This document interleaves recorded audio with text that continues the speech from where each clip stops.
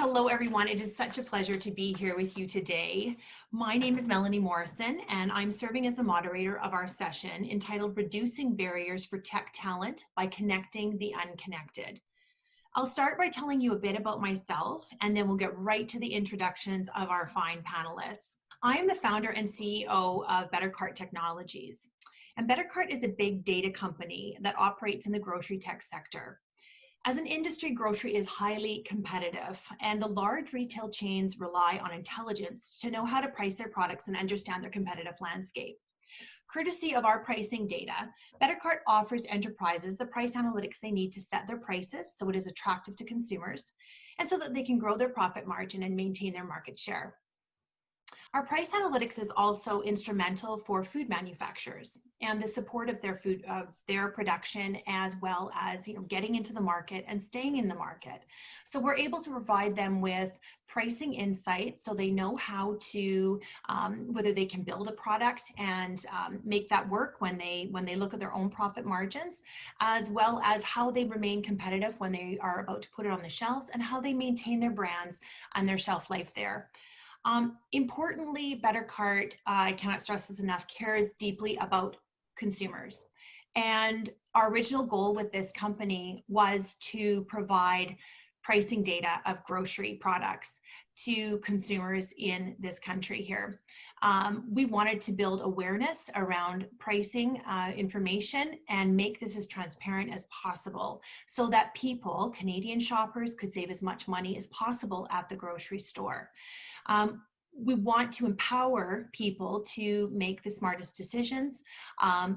Through the BetterCart app, people can go and compare all of their grocery products and come out with saving the most money every time they shop.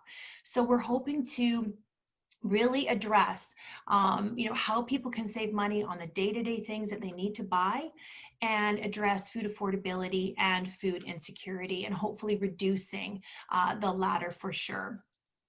So my path to becoming involved in tech is not typical. I am trained as a social psychologist and have spent most of my employment career in academia. So how did I get started in the tech world? Well, I certainly did. I took a bold step, and one of the first people that I became acquainted with was one of our panelists, Pablo Listingart, and we'll hear about his excellent his nonprofit ComIT in just a few minutes. But really what I was able to do was connect with someone like Pablo in the tech sphere and hire two stellar employees who are with me today and helping BetterCart succeed. So it's great to be here today. Anytime we're talking about reducing barriers for greater connectivity, inclusion, equity, and diversity, these are always essential conversations to have. And with that said, I'd like to turn to Christopher Stoicheff, who is one of our panelists today. And Christopher, could you introduce yourself? You bet. And look, thank you so much, Melanie, for taking the time to moderate this discussion today. As you said, it's really important to be talking about digital inclusion and reducing barriers to connectivity, I think now more than ever. And when Pablo and I were thinking about who we might invite, you were right at the top of the list because of the great company that you've started and the great work that BetterCart's doing for consumers. And, it's just a really exciting company. So really glad to hear about all the great work you guys are doing. And Pablo, obviously really excited to be working with you and help, give a platform to talk about the great work that ComIT is doing to reduce barriers for students. I thought I would take the opportunity to talk a little bit about myself and the role that I play with Huawei as Director of Public Affairs and Communications. In that role, I'm doing a lot of government relations, a lot of communications work for the company, but a lot of corporate social responsibility as well.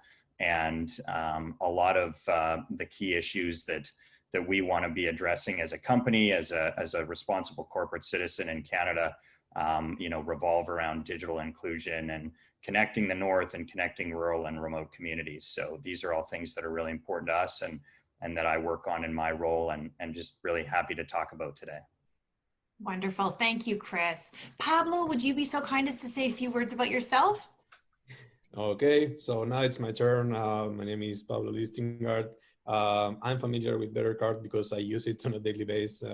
Not only, that I'm familiar because, yeah, we met a few years ago and you were kind enough to hire two really talented people and more coming.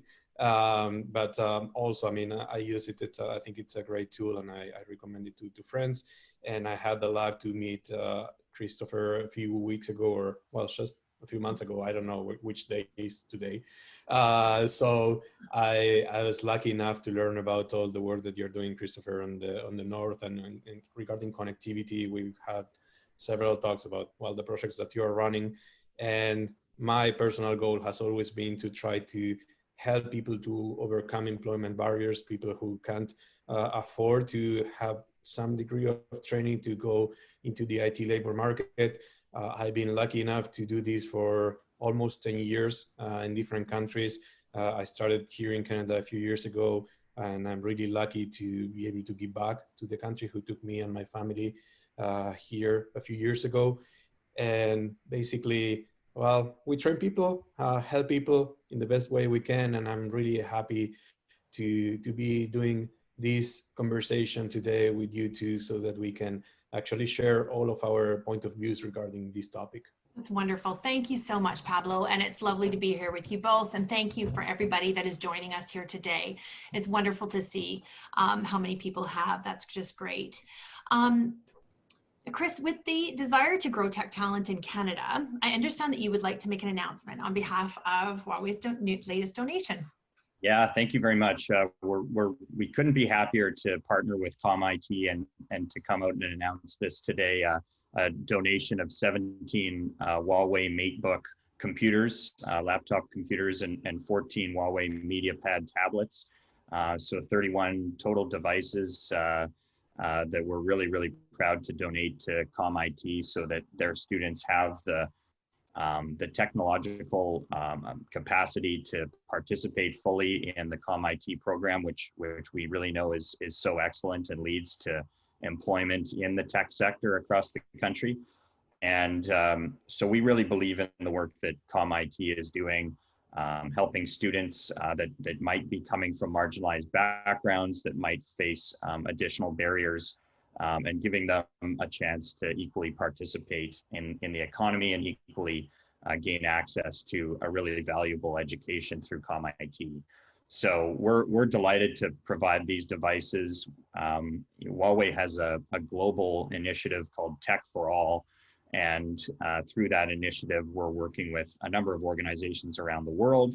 And this is what we're doing here in Canada in addition to a number of other initiatives. But we're really excited to be partnering with ComIT so that we can bridge the digital gap and help everybody fully participate in the economy. We don't think that access to education, or we also don't think that technology should only be available to those that can afford it. And so this is our contribution to enable a more fair and just access to education. Yes. Okay. That sounds wonderful, Chris. Thanks so much for sharing that great news, and congratulations, Pablo. That's a wonderful addition to all of the materials you need and the tech you need to run your fantastic program. Yes. Okay. So now we'd like to move just in terms of talking about how to best help bridge this gap of entry into the tech sector. So I'm wondering if you could share, we'll start with you, Pablo, a little bit about, some of the insight about how tech companies can help bridge the tech skill gap in Canada. And when you look at the landscape here in Canada, can you tell us a little bit about the Prairie region and how tech companies and can help bridge that gap? Yeah, for sure. I mean, first of all, the thing that we see, the lucky that we have at ComIT is that we are working nowadays in 5 provinces across Canada and growing. So that allows us to actually see the different labor market in each city, in each province. And then sometimes you notice different ways of hiring, different stereotypes, different things that you see on a daily basis. As Chris mentioned, I mean, many times we think that technology is only for those who can afford it. And that's why, I mean, we have to work on training people, but also on having great donations like Chris did, because I mean, we believe that talent comes from anywhere, and that's a difficult thing to actually show sometimes to the labor market. The way that the industry can actually help all these people have access to technology, to digital skills, is to be sometimes more open-minded in terms of understanding that you can have a really smart person who didn't have the opportunity to attend to college or university. It's great to have formal education. It's great to have 10 years of experience, but it's something else that we need to understand, and that is to see the talent, to find that people with potential. The same way that sometimes when you are looking for sports guys, you know, at different sports, and then you go to a lot of smaller cities, a lot of small towns, and then you find that gem, that person who is actually the one who is going to win the championship or whatever. The same happens with, you know, talent in the tech sector. You see someone who has the brains, who has the smarts, but they aren't trained, or they don't have the means to keep training, or they don't have the means to develop that potential. And so a big part of the things that we see is that whenever you see job openings, they refer to people with 5 years of experience, people with 10 years of experience, people with all this knowledge. And then many of those processes to hire these people are long, are difficult, you know, in terms of not considering that every person is different. So I know that there is a lot of custom work to find that talent, and there is a lot of effort that you have to put in order to develop that talent, but it is possible, you know, and the thing is, if we don't do it, someone else will. That's why, I mean, many times we in Canada, we go to Bangladesh, or we go to South America, or we go to Ukraine, and then we bring people who were trained in those countries. So many talented people who are growing in maybe a more difficult context, you know, but they are already trained. And so we bring them here once they are ready, or that we think that they are ready. But I see that trend is changing also. So that's a good part. I see more and more companies being open to hire someone who is in the north that, I don't know, like years ago, we thought, you know what, like someone over there, they are facing connectivity issues or access to technology. But those things are slowly changing, and we have more and more companies seeing that those talented people are living anywhere here in Canada, and we can hire them and train them, or wait for them until they are ready to flourish. You know? Great, thank you. And I love that idea of finding those gems, and they may not they're not readily apparent always, and giving them people opportunity to become connected and join a sector that's as exciting and powerful as a tech sector. Just at that same level then, Chris, could you tell us a little bit about the barriers you see that reduce entry to the tech sector from your vantage? Yeah, thanks. That's a great question.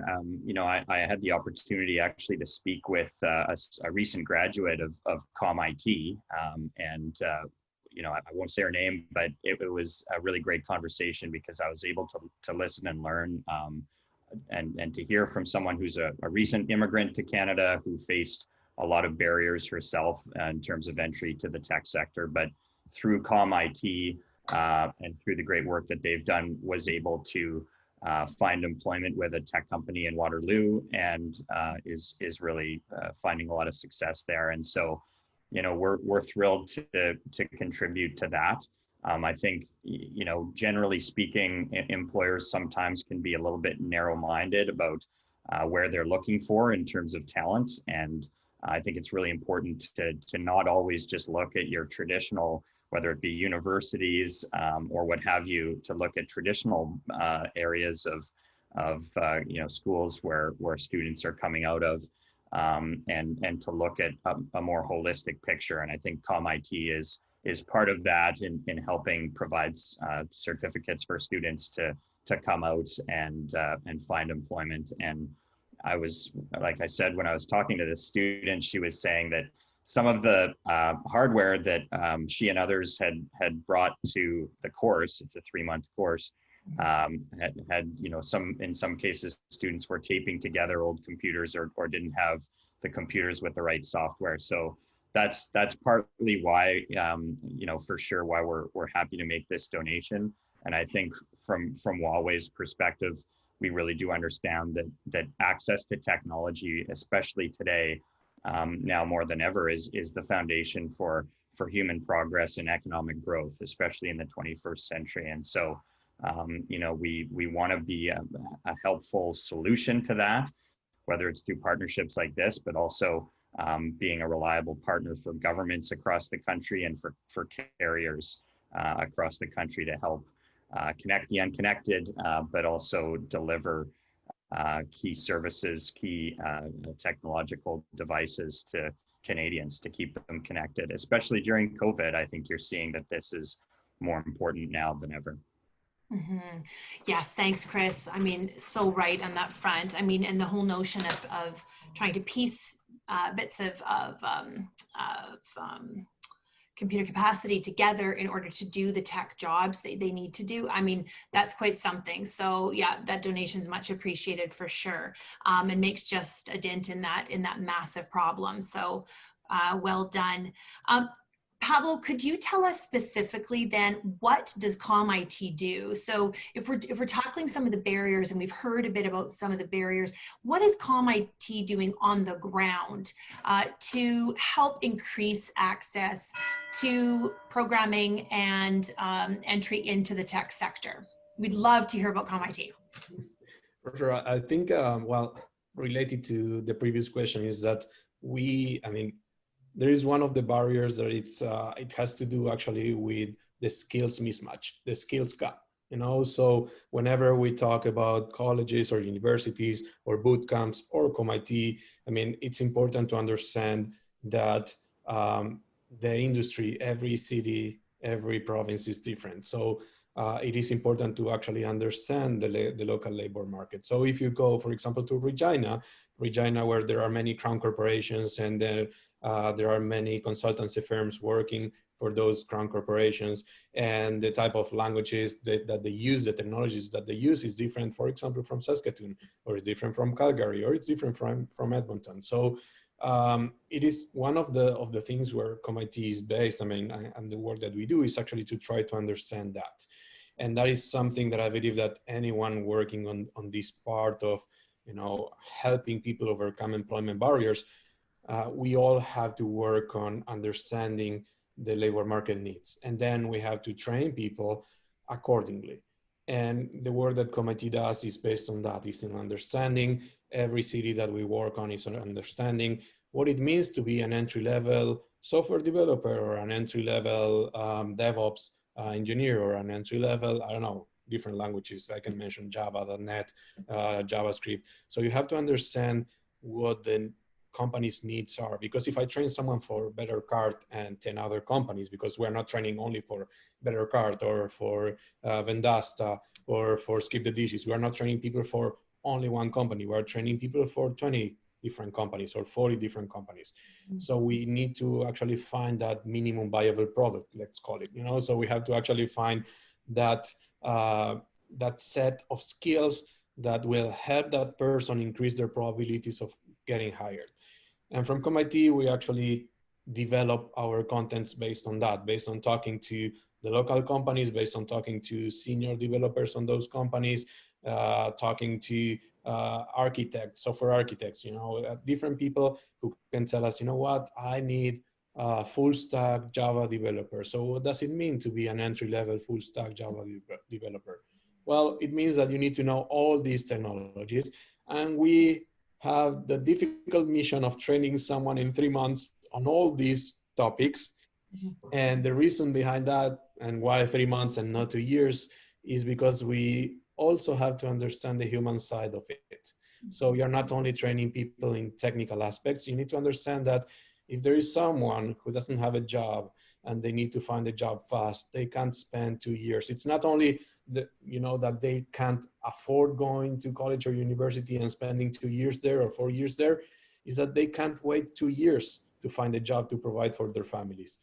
So we actually have to change the way that we think. We have to change the paradigm about saying, okay, we are gonna do just good enough, for them to actually start their career. And once they are providing for their families, they can continue studying at college or university and follow a career and study for 10 years. But we need to understand that if we don't actually change the paradigm and the way that we are working, then we are leaving out a lot of talented people outside, and so those people are probably going to go to survival jobs, and they will keep doing survival jobs for years. And then how do we break that cycle? And then that's how I actually said 10 years ago, hey, I want to do something to break that cycle, in order to help them land their foot in a good job. And then from there, they can, try to actually follow the same path as many other people, attending college, university, having 10 years, of studies and in technology or whatever they want to do, be managers, whatever they want. But if we don't think differently, then we'll keep doing the same over and over and over. Okay, thanks, Pablo. So that pace is very, very intense, but it's moving people through the training process and getting them out there enough so that they can support themselves in an entry-level job in the tech sector. The customized approach is fantastic. All of that work that you do on the ground to ensure that these needs in the tech sector are being met, that's fantastic.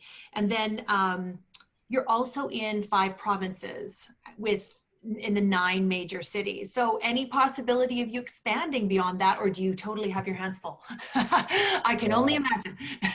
Well, the good part is that I'm not doing all the work by myself. I have a great team with Jesselyn, with Noah, and the community, like you, like Chris, like many other people who are helping for this to happen.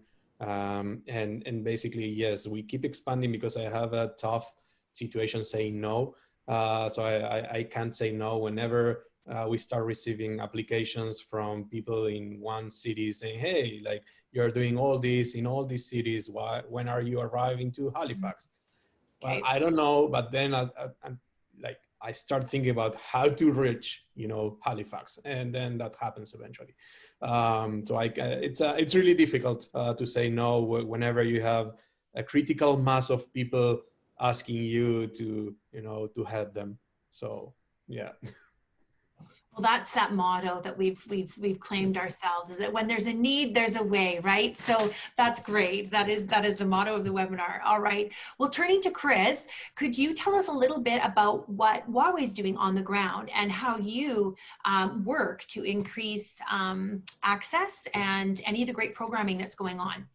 Yeah, thank you. One of the main programs that we offer to help drive talent into the market and to help educate students, and frankly, it's a recruitment tool for us as well, is our flagship CSR program called Seeds for the Future. And we operate this program around the country, around the world, I should say, but around the country as well. And we operate in about 170 different countries around the world. And so this is a very large program for us, and I was fortunate myself to take part in it, and it's why I'm employed with the company today. And so my path was a little bit unique to the tech sector, and that my background is in public policy. I'm not a software engineer. I'm not a computer scientist. But we do allow a wide diversity of students into the Seeds for the Future program. I think it's one of its strengths, and the idea of it is that we bring students to China to visit our global headquarters in Shenzhen, China, and it's a really tremendous experience, a really great learning opportunity. And this past year, we accepted 38 students from 9 universities across Canada, but we want to find lots of different ways to include students into this program. It's a great tool for students who are looking for a career in the tech sector. And so I really encourage anyone who's been able to join us today to visit our website to learn more about Seeds for the Future and how you can apply. Having experienced it myself, I just can't speak more highly about it. First of all, it's just, we look forward in the future to being able to bring students over to China once again, but we still do offer the program and the education components around it online. So it's a really great opportunity for students, and feel free to reach out to me directly as well if you want to learn more. That's wonderful. And so you're taking people post graduation and looking at how they would enter this program and gain this experience. There could be international travel when that's possible once again. And then we've got Pablo, who is working with people that may not be in the university setting or college setting proper. So that's a wonderful blend here. And I hope the people listening can take that in and see how there's a beautiful, beautiful connection here between Pablo and Chris. Okay. Chris, many people want to learn more about the tech industry and want to obtain entry-level jobs in IT or other aspects of the tech industry. So maybe not, like you said, they may not be computer scientists. We've talked a little bit about the barriers to entry. So how do you overcome these barriers? When you're somebody that's looking at taking an audience member's perspective, how would you suggest we overcome these barriers? And how do we address issues of connectivity in particular? Yeah, thanks very much for that. I think that truly the work that ComIT is doing on the soft skills, I can speak to. Again, and coming with my background in the tech sector, I really have found that, where my expertise is lacking as a public policy student has been on the hard skills side of things. And I just think it's tremendous that ComIT has a blend of both in their programming. But I think it's so important to be able to work in teams in the tech sector. And I think ComIT does a really great job of giving people those soft skills as well, including, working on your resumes and helping cater them to the tech sector. And I personally look forward as a representative of Huawei to be working with ComIT to assist in any way that I can to help ComIT in that regard. And you asked about connectivity. This really is an important issue for Canadians and for our company. We see it as an area of strength for us. And over the years, over our 12-year history in Canada, we've worked really hard to connect the unconnected in rural and remote communities, especially. I'm thinking of a project that we did in northern Saskatchewan a few years ago to literally donate a cell tower in order to provide connectivity for members of various First Nations groups in the north, in northern Saskatchewan. And we've done a similar project within the last year in BC on broadband connectivity. So these are really important issues for us and for Canadians. And we need to be addressing them holistically, whether it's governments, the private sector, carriers, and vendors such as ourselves. It's remains an important issue, and probably more importantly now during COVID, now more than ever. And we were just, before this webinar began, we were talking about, I think it's unlikely that I'm going to make it back to see my family over Christmas. And so one of the only ways to stay in touch with them is over technology. And I can't imagine how difficult it would be for Canadians if they don't have that chance to connect using technology, if they don't have the right internet connections at high speed to be able to visit their families over the holidays. I think this is an extremely important issue, and we're happy to do our part. We've announced in 2019 that we would be we would be investing in 70 communities by 2025 to connect them, those communities that are currently unconnected. And so that's part of our Connecting the North strategy and working with rural and remote communities across the country to help meet their citizens' needs. Fantastic. That sounds really great, Chris. Thanks so much for sharing all that good news. Pablo, do you have anything to add there in terms of how we might overcome these barriers and from your vantage? Yeah, I think that, well, many of us see many things around the news and around different articles every day Regarding, we don't connect that with barriers, but we see all the time, articles about not being enough women in IT, for example, not having enough indigenous people in IT, not having different minorities in IT. And sometimes we don't realize actually that the barriers are more than what we actually think about. And we talk about minorities in specific industries all the time. If you come to think about all the stereotypes, everything that you've been learning during the years, you heard that IT is for nerds only, IT is for people who are good at math only. And many times we actually receive those questions over ComIT's website. People saying, hey, I would love to start my career in IT, but to be honest, I'm bad at math. I don't know anything. And many people don't even think, or they don't know that IT has so many different jobs, many like roles. You are working in IT, Melanie, you don't come from IT, Yep. and then you have roles as business analysts, you have roles as designers, you have roles as software developers, as network engineers. There are so many different jobs. Some of them, yeah, do require math. Some of them, yeah, do, like, there might be people who are really into computer science, and some other roles are more for designers or creative people. So the thing is, if we come to think about everything that we've learned over the years about what IT is, then we start to understand all the barriers that we see every day. Then we start to understand why people say, hey, IT is not for women. Why? Because women are more creative. Well, of course, that's not true. I mean, we have, luckily at ComIT, we see that almost half of our students are women.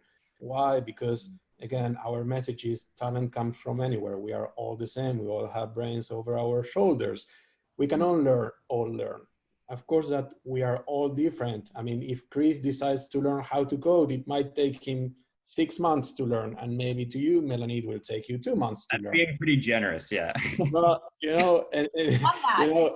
And that's perfectly fine. The thing is, we have to understand that there are different strategies to teach different people, and we have to understand that everyone is different, but everyone has the potential to do it. We just need to understand that some will be faster, some will be slower, some will learn in some way, some will learn in some other way.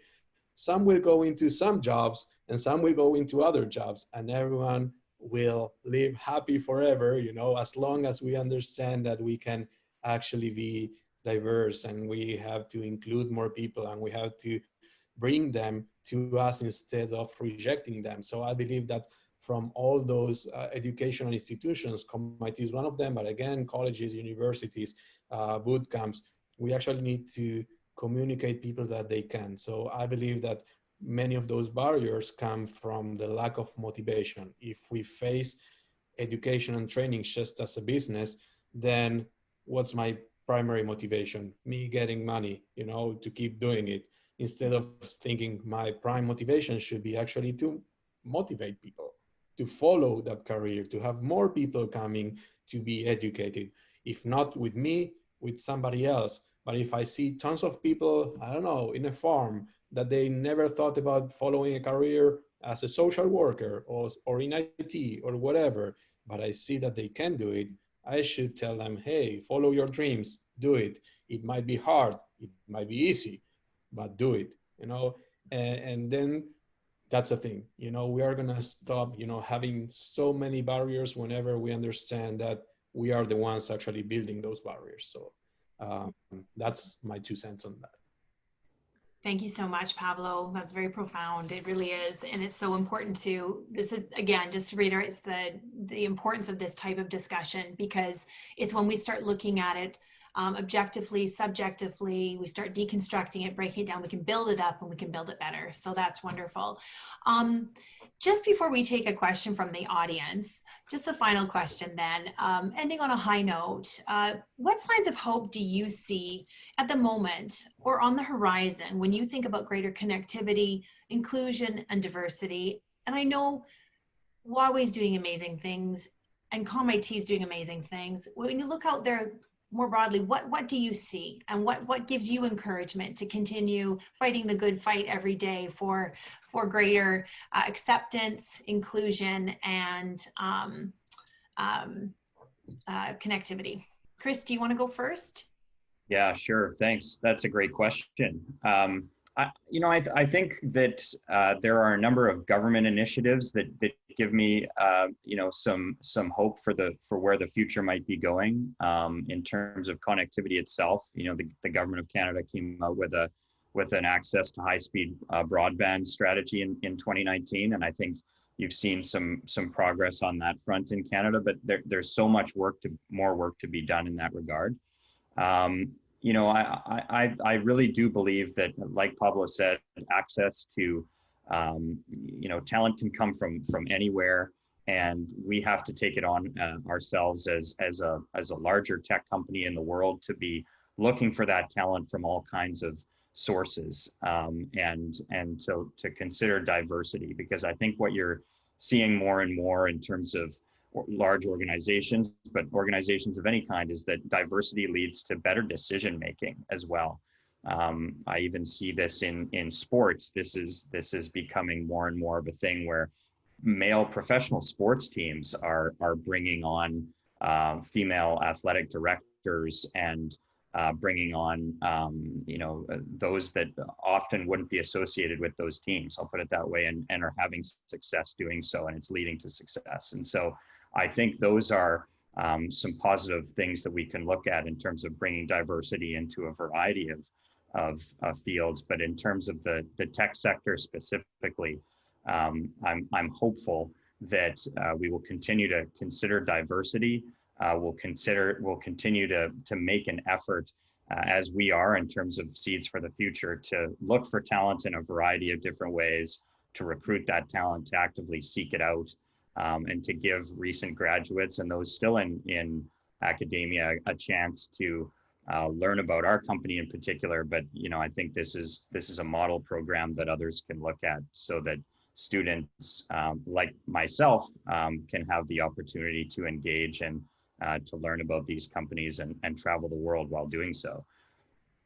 Yeah, yeah, absolutely. That's just great. Thank you for those insights and the signs of hope that you see. But clearly there's a lot of work to be done, as you aptly pointed out. You bet. Pablo, just final thoughts on that? Final thoughts. I know that it's hard to have a hope in a difficult year like this, and we are all going through somber moments, or whatever you want to call it, and humanity is going through those difficult times. But to be honest, and I mentioned this to everyone that I have coffees with, I decided 10 years ago to run this, or to do this as long as it makes sense. And so that means that for 10 years, this made sense. And I know that sometimes we are moving a big rock. You are trying to connect the North. You are trying to help, the underrepresented. You are trying to actually bring more people into value-added jobs. And the thing is, whenever you're working on a daily basis, sometimes you don't see the rock moving a lot.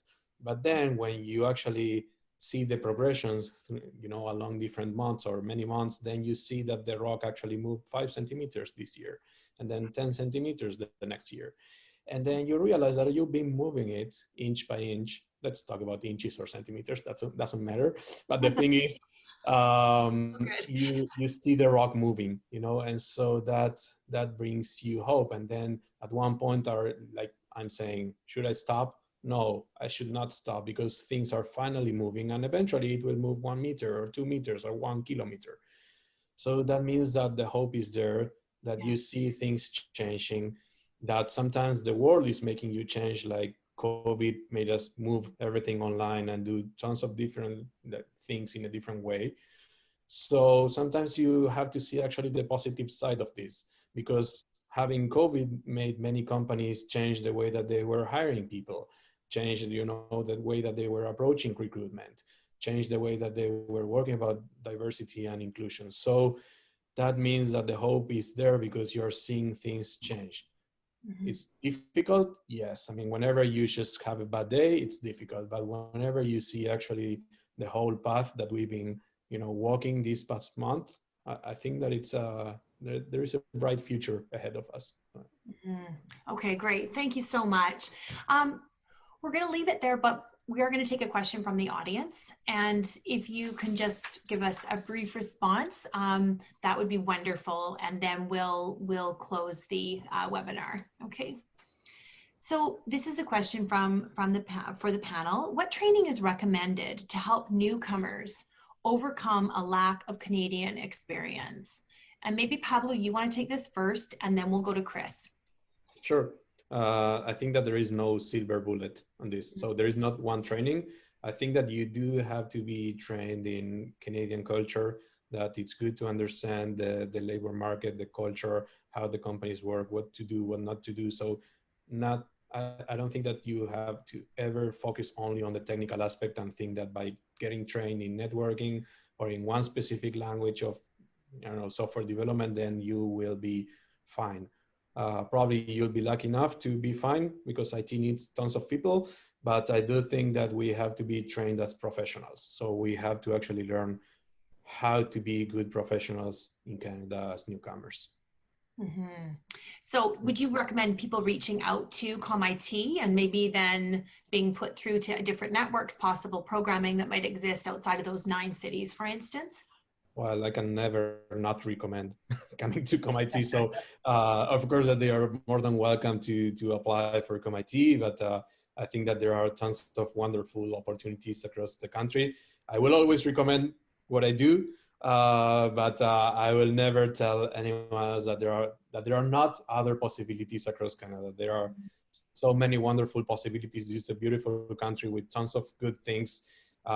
So yeah, just do your research, and if ComIT is the right decision, then we'll be more than happy to receive applications for sure. That's wonderful. Yes. Just getting as best you can, dealing with connectivity and trying to get connected if you can, and then doing that, looking into what is available out there. And to be honest, that's how I started. It was simply looking and starting the research process and taking those first, few stabs at trying to search and trying to connect some dots initially. And you'd be amazed. There's a lot of open minds and a lot of people that are happy to receive you and give you some really great advice to get you going. And that's all that matters in those beginning stages. So similar to Pablo, I encourage everybody just to take those first few steps. And if it happens to be ComIT, great. But as Pablo mentioned, there are a lot of wonderful programs in this country to access. And Chris has alluded to that as well, through the government, through companies like Huawei. So Chris, do you have any final thoughts about that? Just what someone could do as a newcomer, and say they are highly trained as well. I mean, we've got people that with masters coming here to Canada that might be part of ComIT, but certainly, potentially eligible for a position at Huawei. Yeah, for sure. Well, look, I'm more than happy to receive anybody's CVs or resumes. Truly, I'm more than happy to look at them and provide feedback as well. And like I said, I think Pablo is being a bit modest in terms of ComIT and the impact that they're having with especially newcomers, but lots of communities across the country. And so we're so happy to be able to partner with ComIT to provide this donation to help provide students with the equal opportunity to access education and those services. And ComIT is one of a few options across the country, as we've mentioned, to further your education and to gain extra skills. We've got some tremendous universities across the country, no question, some of the world's best. But those opportunities aren't often available to everybody, and I think we need to recognize that. And Huawei is certainly wanting to do its part to help ensure that technology is available to everybody as much as it possibly can be. So we're so happy to work with you guys at ComIT, and just keep up the great work, Pablo. Thank you. Yes, thank you. I would concur with Chris that Pablo's a very humble person about all of the amazing things that he does with ComIT. So, well, listen, we're going to wrap it up here at this time. We're closing in on the end of the webinar, but I just wanted to say what a pleasure it was speaking with you, Pablo, speaking with you, Chris, today about barriers and systemic ones that exist in our country and how they prevent really talented, those gems, people that are really smart, or those that are just on the fence wondering, can I do it? But certainly can, just give an opportunity. And I think courtesy of the work Pablo is doing, courtesy of the work you're doing, Chris, it's wonderful to see you in that position. You understand these issues, and really, I think we are going to move the needle there. And so it's been just a simple, absolute pleasure to speak to you both today. And shall we do it next week? No. Great, good. Part 2. Okay, so to be continued, my friends. But what a wonderful 45 minutes, and an honor to be with you. Thank you, Melanie, and to all the great work you're doing with BetterCart, and wish you all the best and success in that role. And thanks to everyone who's tuned in today. Really appreciate it. And I hope you got something out of this conversation. Yes. Thanks so much, Chris. Thank you, Pablo. Thanks, Thank Pablo. you. Okay. Bye. Have a great afternoon. Take care now. Bye-bye.